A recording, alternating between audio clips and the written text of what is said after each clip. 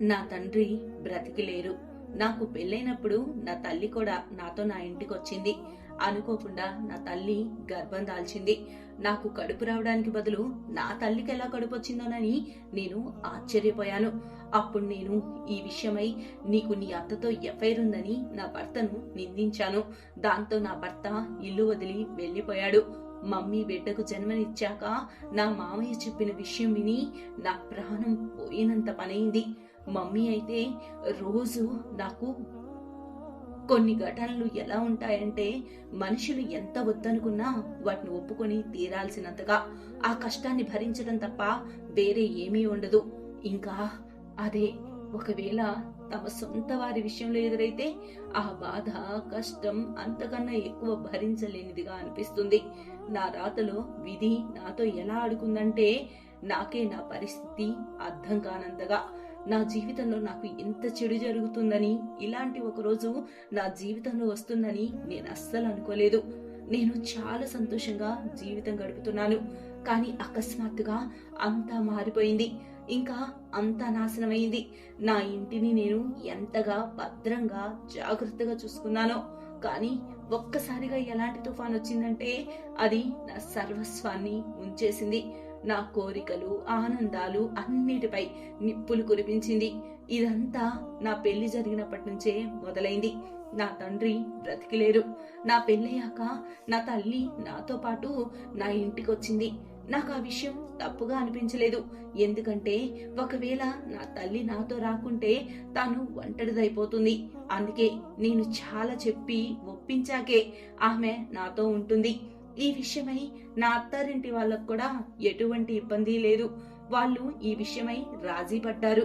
ఆ వెంటనే నా తల్లి నాతో ఉండటానికి శాశ్వతంగా వచ్చింది. లేకుంటే ఏమయ్యేదో ఆ దేవునికే తెలియాలి. అయినా అంతా సజావుగానే సాగుతుంది.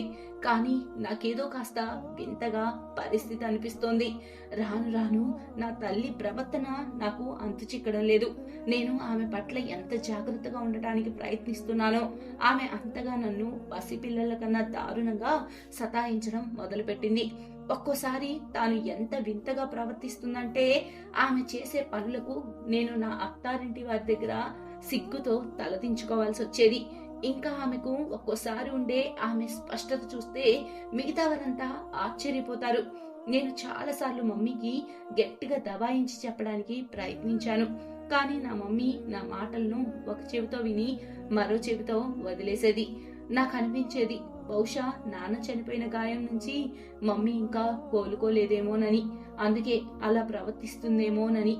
కానీ కొన్ని రోజులకే నా ఆలోచన మార్చుకోవాల్సి వచ్చింది. అందుకు కారణం నా తల్లే. నా తల్లి చాలా సాధారణంగా అమాయకంగా కనిపిస్తుంది, లేదా నాకే ఆమె అలాగా కనిపిస్తుందో. నేను నా తల్లి గురించి ఏదైనా తప్పుగా ఆలోచించాలనో లేక మాట్లాడాలనో అనుకోవడం లేదు. కానీ కొన్ని సంఘటనలు అలా చేసేలా చేస్తాయి. అలా రోజులు బాధగా గడుస్తున్నాయి. నాకు నా భర్తపై నమ్మకం ఉంది. నా భర్తతో ఎప్పుడు నాకు గొడవ కూడా అవ్వలేదు. నా భర్త నన్ను చాలా బాగా చూసుకుంటారు. నేను ఏదైనా అడిగేలోపే ఆయన అవి తీర్చేస్తారు. ఆయన నన్ను చూసుకునే విధానానికి నేనెంతో పొంగిపోయేదాన్ని. అలా చూస్తూనే నా సర్వస్వం కోల్పోయాను. ఇంకా నేను పూర్తిగా నాశనమైపోయాను. నా బాధ చాలా పెరిగిపోయింది. ఇప్పుడు నేను నా తల్లి వల్ల ఇబ్బంది పడుతున్నాను. నా తల్లి మెదడు పాడైందేమో అని నాకు అనిపించేది. అందుకే నేను ఆమెకు సరైన వైద్యం చేయించాలని అనుకున్నాను. కానీ ఈ విషయం గురించి నా అత్తారింట్లో నేను ఎవరితో అయినా మాట్లాడితే చాలా హంగామా అవుతుంది. దాని గురించే నా తల్లికి అర్థమయ్యేట్టు చెప్పేదాన్ని. కానీ ఆమె అర్థం చేసుకుంటే కదా నాకెప్పుడు విషయం మరీ ఇంతగా దిగజారుతుంది అనే సందేహం కూడా రాలేదు. నా కిందే ఎన్నెన్ని ఆటలు ఆడుతున్నారో అనే భావన కూడా నాకు రాలేదు. నేను అందరికన్నా ఎక్కువగా నా తల్లిని జాగ్రత్తగా చూసుకునేదాన్ని. అది నాకు తప్పనిసరి కూడా. ఆమెకు నేనొక్కదాన్నే కూతుర్ని. మరి నేను కాకుంటే తన్ను ఎవరు చూసుకుంటారు? అలా కొద్ది సంవత్సరాల తర్వాత నా తల్లి నా భర్తతో కాస్త ఎక్కువ కలుపుగోలుగా ఉండేది. మొదట్లో నేను దాన్ని ఇగ్నోర్ చేశాను. అది అత్తకు అల్లుడు పట్ల ఉండే మమకారం అన్నట్లుగా. కానీ తర్వాత వాళ్ళ అతి హాస్యాలు, అతి చనువు, ఎక్కువగా కలిసి కూర్చోవడం, నవ్వుకోవడం కాస్త అతిగా వింతగా అనిపించాయి నాకు. అయినా కానీ నేను మనసులో అనుమానానికి స్థానం ఇవ్వకుండా అంతా ఇగ్నోర్ చేస్తూ వచ్చాను. నేను అనుమానపు అగ్నిలో పడాలని అనుకోలేదు. అలా ఆలోచించడం కూడా నేను పాపంగా భావించేదాన్ని. నేనేం ఆలోచిస్తున్నాను అనుకుంటూ ఆ ఆలోచనని తిప్పి కొట్టేసేదాన్ని. కానీ నా ఆలోచనలో కూడా లేదు నా తల్లి ఇలా చేస్తుంది అని. దానివల్ల నా ముఖం కూడా ఎవరికి చూపించుకోలేకపోతున్నా. అసలు ఇదంతా జరుగుతుందనే ఊహ కూడా నాకు అస్సలు లేదు. బహుశా ఇదంతా నాకు ముందే తెలుసుంటే నేను అసలు ఇది జరగనిచ్చేదాన్నే కాదు. కానీ అంతా చేయి దాటాక నాకు అర్థమైంది నేనేం చేయలేనని. ఇక అలా చూస్తూ ఉండిపోవటమే నా పనైపోయింది. నా అమ్మ నాన్నలకు నేనొక్కదాన్నే సంతానం. నాకు అన్నదమ్ములు అక్క చెల్లెళ్ళు ఎవరూ లేరు. నా అమ్మ నా నాన్న నాది మా ముగ్గురి జీవితం చాలా సంతోషంగా గడిచేది. లేదా అలా అంతా నా కళ్ళను మోసం చేశాయా? నేనెందుకు సమయానికి తెలుసుకోలేకపోయాను? ఇలా నా ఆలోచనలు నన్ను ముంచెత్తుతున్నాయి. అలా తర్వాత కొద్ది రోజులు గడిచిపోయాయి. నా తల్లి ఇప్పుడు నా భర్తతో ఇంకా ఎక్కువ చనువుగా ఉంటుంది. అలా చూస్తూ ఉండి ఉండి నాకు చెడు ఆలోచనలు వచ్చేస్తున్నాయి. అసలు నా తల్లి ఏం చేస్తుంది, అసలు ఏ బంధాన్ని ఎక్కడి నుంచి ఎక్కడికి తీసుకెళ్తుంది అని నేను షాక్ తో ఆశ్చర్యపోతూ చూస్తూ ఉండడం తప్ప ఏం చేయగలను? నేను ఏదో ఒకటి అనేయలేను. నేను అమ్మని చాలా గౌరవిస్తాను. ఆ గౌరవమే తననేమి అనకుండా ఆపుతుంది. అలాగే సాక్ష్యం లేకుండా నేనేమి చేయాలనుకోవడం లేదు. కానీ ఇప్పుడిక నేను సహించలేకపోతున్నాను. నేను మళ్ళీ అమ్మకు అర్థమయ్యేలా చెప్పాను. కానీ నా తల్లి నా మాటలను అర్థం చేసుకోవడం లేదు. పైగా నువ్వు అనవసరంగా బాధపడుతున్నావని నాకే తను చెబుతుంది. నేను నా కాలాన్ని వెల్లదీస్తున్నా, సంతోషంగా ఉండాలని కోరుకుంటున్నా అలా అంటూ నా ముందు ఎమోషన్ అవుతూ డ్రామా ఆడింది. అందులో నేను బాగా పడిపోయాను. ఈ సమయంలో మమ్మీ నవ్వు వెనుక ఉన్న ఉద్దేశంపై నేను ధ్యాస పెట్టలేదు. నాకు కాస్త సందేహం కలిగింది. నాలో ఏదో వింత ఆందోళన పుట్టింది. ఏదో చెడు జరిగినట్లు జరగబోతున్నట్లు నాకు అనిపించింది. నాకు అసలు ఆలోచనలో కూడా లేదు నా తల్లి ఇంత దిగజారుడు పని చేయగలదా అని. రోజులు వేగంగా గడుస్తున్నాయి. కానీ నా తల్లి అలాగే ఉంది. ఆమె ప్రవర్తన అలాగే ఉంది. నేను ఏ అడ్డు అదుపు చెప్పడం లేదు. మౌనంగా జరిగేదంతా చూస్తూ ఉండిపోయాను. ఇప్పుడు మమ్మీ ఎక్కడికి వెళ్ళాలనుకున్నా నా భర్తను వెంట పెట్టుకునే వెళ్తుంది. నేను ఈ మార్పులన్నీ చూసి జరిగే వాటన్నిటికీ షాక్ అయ్యేదాన్ని. అలా తర్వాత కొద్ది రోజులకు అమ్మ బయటికి వెళ్ళడం ఎక్కువ చేస్తుంది. ప్రతి 2 రోజులకు ఒకసారి బయట చక్కర్లు కొట్టడం మమ్మీకి అలవాటైపోయింది. నేను అడిగితే ఆ ఇంటికి వెళ్ళాను, ఈ ఇంటికి వెళ్ళాను, వాళ్ళని కలవటానికి వెళ్ళాను, వీళ్ళని కలవటానికి వెళ్ళాను, ఇలా ఇలా ఏదో ఒకటి చెప్పేది. అసలు ఇప్పుడు అలా నాకు తెలియని చుట్టాలు ఎవరు సడన్ గా పుట్టుకొచ్చారో నాకు అర్థమయ్యేది కాదు. నాన్న బతికుండగా గుర్తురాని వాళ్ళు ఇప్పుడు అకస్మాత్తుగా ఎలా గుర్తొచ్చారో మమ్మీకి. నన్ను భ్రమ పెట్టడం కోసం ఇదంతా మమ్మీ చెప్పే సాకులు.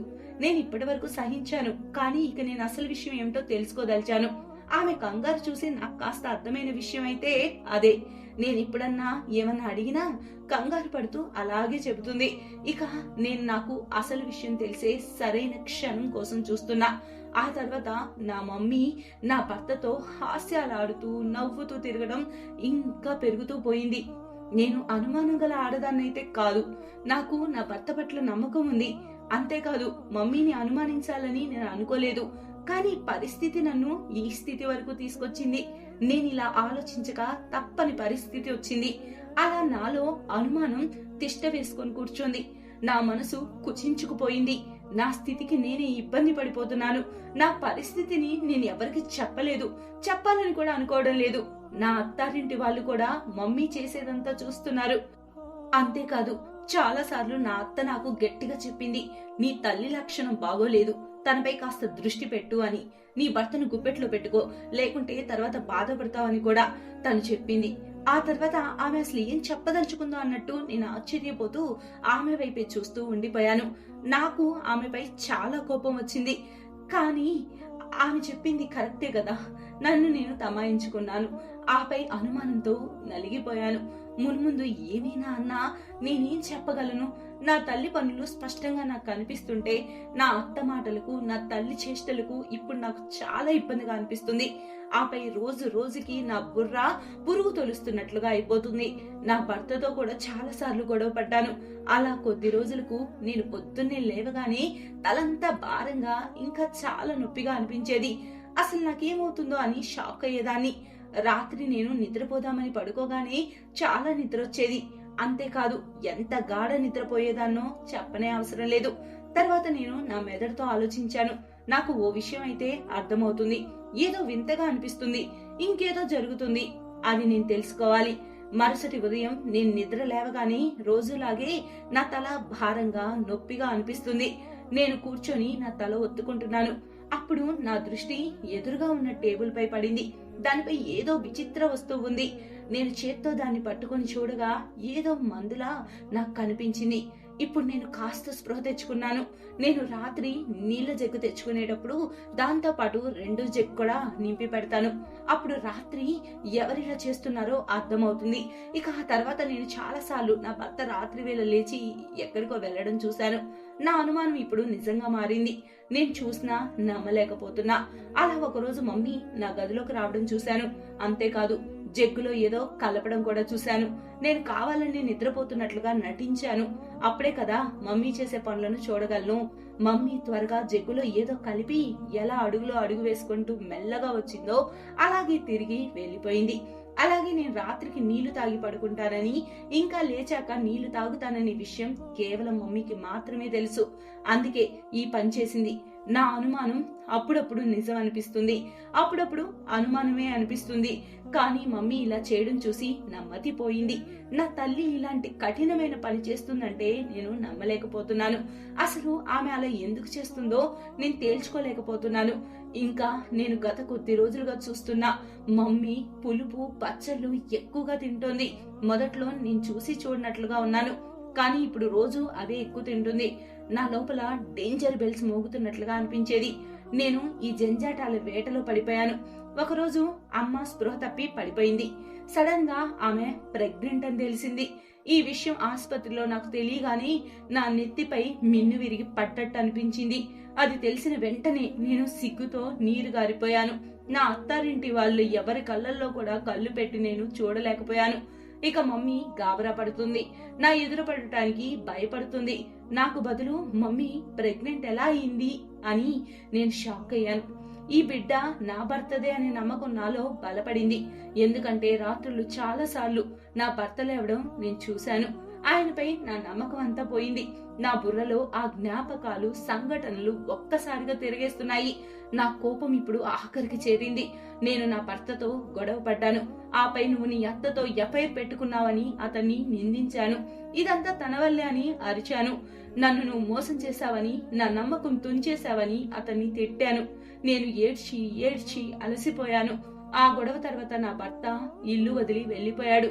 ఆఖరికి అసలు ఎవరిని నమ్మాలో ఎవరిని నమ్మకూడదో నాకు అసలు అర్థం కావడం లేదు. నా జీవితం పట్ల నాకే చాలా విరక్తిగా బాధగా ఉంది. ఇక ఆయన ఈ గొడవ తర్వాత అసలు ఎటు వెళ్లాడో ఆచూకీ కూడా లేదు. నేను విషాదంలో మునిగిపోయాను. నా తల్లి అనుబంధాలన్నీ చెడగొట్టిందని నాకు అర్థమైంది. ఆపై సిగ్గు లేకుండా నా ఎదురునే ఉంటుంది. నాకు అసలు ఏ తల్లైనా తన కూతురి కాపురం కూలుస్తుందా ఇలా అనిపించింది. నేను ఆలోచించి ఆలోచించి పిచ్చిదాన్నయ్యాను. నా అత్తారింటి వాళ్ళు నాకు చాలా ఓదార్పిచ్చారు. కానీ ఇప్పుడు ఎవరి పేరు సానుభూతి తీసుకోవడానికి నా మనసు నా మాట వినడం లేదు. నాలోని భావాలన్నీ చచ్చిపోయాయి. ఇప్పుడు నేను బాధతో జీవిస్తున్నాను. నా మామయ్య చాలా సార్లు నన్ను సంతోషంగా ఉండమని చెప్పేవాడు. ఏదో పైకి పేలగా లోపల భారంగా నవ్వేదాన్ని. నా కళ్ళల్లో ప్రతి క్షణం నీళ్లు తిరుగుతూ ఉండేవి. అసలు నా జీవితంలో నేనేం వింటున్నానో చూస్తున్నానో నాకే షాక్ గా అనిపించేది. నాకు ప్రతి బంధంపై నమ్మకం పోయింది. నాకంతా మోసం ద్రోహం కనిపిస్తున్నాయి. నా తల్లి నిర్లజ్జగా నా ఇంట్లోనే ఉంటుంది. అలాగే ఈ విషయం ప్రపంచం నుంచి దాచడానికి కూడా ఇక్కడే ఉంది. నేనిప్పుడు ఆమెతో మాట్లాడటం కూడా మానేశాను. నాకు అందరూ విషంలా కనిపిస్తున్నారు. నాకిప్పుడు నా భర్త గురించే కంగారుగా ఉంది. నేను చాలా లోతైన ఆలోచనలోకి వెళ్లిపోయాను. ఒకవేళ ఈ బిడ్డ నా భర్త బిడ్డ అయినా కాకుంటే ఏంటి, నా తల్లి నా భర్త కలిసి నవ్వుకుంటూ కూర్చుంటూ హాస్యాలాడుకుంటూ రాత్రులు మేలుకొని కలుసుకుంటూ ఉన్నారుగా. ఇలా ఏవేవో ఆలోచించి నాకు తలనొప్పొచ్చేది. నేనెంత ఆలోచిస్తుంటే అంత నా ఈ విషయం ఇంకా చిక్కుముడి పడుతుంది. నాకిప్పుడు నాపై నాకే కోపం వస్తుంది. భర్తపై నింద వేసి ఈ ఇంటి నుంచి ఆయన వెళ్లిపోవడానికి కారణమైనందుకు. అలా కొన్ని నెలలు గడిచాయి. నా తల్లి బిడ్డకు జన్మనిచ్చింది. ఆ రోజు నా మావయ్య నాకు చెప్పింది విని నా ప్రాణం పోయినంత పనైంది. నా మావయ్య చెప్పింది ఏంటంటే ఆ బిడ్డ తన కొడుకు బిడ్డ కాదని. అది విని నేను ఆశ్చర్యంతో అతన్ని చూస్తూ ఉండిపోయాను. అప్పుడు అతను చెప్పాడు, అమ్మా స్తంభాలించుకో, నిజం అంతా నీ ముందుకొస్తుంది. అతని మాటలు విని నేను దిగ్భ్రాంతికి లోనయ్యాను. ఆపై మావయ్య, ఏం చెప్తున్నారు మీరు? ఇంకా ఏ నిజం బాకీ ఉంది? ఇంకా ఏం చూడాలి, ఏం వినాలి నేను? నాలో ఇప్పుడు ఇక సహనం, ధైర్యం అస్సలు లేవు. ఇప్పుడు నేను ఏది తట్టుకోలేను, ఓర్చుకోలేను. నా ప్రతి రాత్రి ఏడుపుతోనే గడిచిపోతోంది. నా కళ్ళు ఏడ్చి ఏడ్చి బొబ్బలెక్కాయి. ఇక నేను తట్టుకోలేని ఏ విషయం నా ముందుకు తీసుకురావద్దని నేను ఆ దేవుణ్ణి పదే పదే వేడుకుంటున్నాను. నేను ఇప్పటికే కృంగిపోయాను. నా ప్రతి సుఖం అంతమైపోయింది. నా జీవితంలో ఆనందాలన్నీ చెడిపోయాయి. ఇంకేం చెప్పాలి ఇంతకన్నా? నాకు నా సంతోషాలకు ఎవరి దృష్టో తగిలింది. ఇప్పుడు మమ్మీ కూడా రోజు నా దగ్గరకు వచ్చి ఏదో చెప్పాలనుకుంటుంది. కానీ నేను ఆమెతో ఏం మాట్లాడాలి అనుకోవడం లేదు. నా కళ్ళకు కట్టుకున్న అనుమానం అనే గంతలు నన్నేం చూడనివ్వడం లేదు. నాకు నేనే పిచ్చిదాన్ని అనుకునేలా ఉంది నా పరిస్థితి. నేను అలాగే చలనం లేకుండా పోతున్నాను. నా ఆరోగ్యం పరిస్థితి దిగజారిపోయింది. ఇప్పుడు నేను అనారోగ్యం పాలయ్యాను. నా మావయ్య నాకు ధైర్యాన్ని ఇస్తూ నా ఆశలు పెంచుతున్నాడు. నేను చాలాసార్లు నా మావయ్యను ఈ విషయమే అడగ్గా ఆయన మాట తిప్పేస్తున్నాడు. ఇంకా తన కొడుకు, అదే నా భర్త, త్వరగా తిరిగి ఇంటికి వస్తాడని చెబుతున్నాడు. నేను అతని మాటలపై విశ్వాసం ఉంచాను.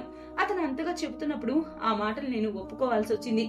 ఇక తర్వాత కొద్ది రోజులకే నా భర్త ఇంటికి తిరిగి వచ్చాడు. కానీ నాకు ఆయనతో మాట్లాడే ధైర్యం లేదు. ఆయన ఏమి అడిగి ధైర్యం చేయలేకపోతున్నాను. నేను నా మొహం చూపించలేకపోతున్నాను. కానీ నేను ఇప్పటికీ అనుమానం మీదనే స్వారీ చేస్తున్నాను.